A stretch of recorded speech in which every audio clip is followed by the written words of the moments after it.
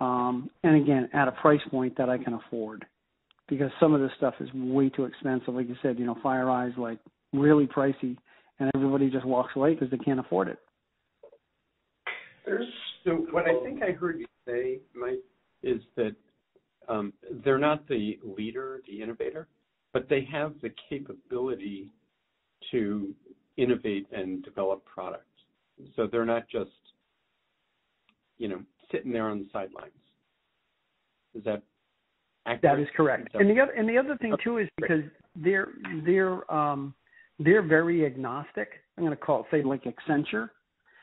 They're going to build certain things inside, but mostly they're going to go and acquire through partnerships the things that they need, and they're going to assemble a capability for their clients that they can deliver on.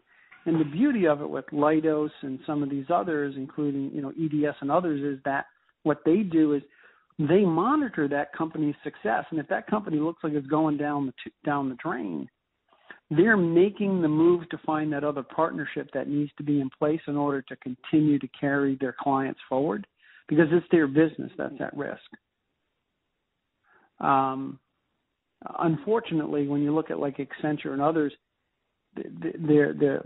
their sales organization that comes in, you get handed off 1, 2, 3 times before the cybersecurity folks actually sit down and have a conversation with you. And in the room all the time is the client manager, right, the client director.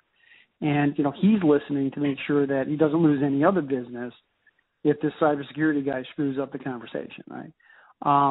And that's, that's understandable, but that's where good partners come in and really can coach people through how to deal with these clients. What are the taboos when you walk in? What are the key buzzwords they want to hear that you have to deliver on? I'm still kind of wrestling with the macro level, how the industry serves the customer. And what I mean by that is, if you rewind 10 years, it was pretty crystal clear that the Microsofts and the Ciscos and everyone else that makes product was expected to make product.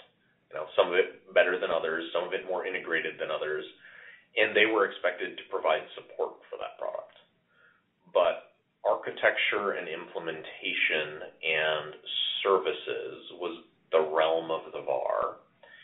And then there was another category of managed service provider where it wasn't really about the design and success. It was about the operations. So we will deliver to you as a service a 24/7 whatever, uptime guarantee, or uptime and patch management, or uptime and patch management and config management, or in the realm of security monitoring. And in some cases, the MSSPs and the VARs blurred together. The project business on one side, ops business on the other. But from the customer's perspective, there was a perceived value that, look, the partner is the partner, and they know my business, and they will cross from the Cisco network to the Microsoft systems to the security monitoring, and I trust my partner because they have me in mind, while the vendor has a hammer, and when you have a hammer, everything looks like a nail. The advent of cloud has blurred this to a degree, because now the product companies are offering product as a service. And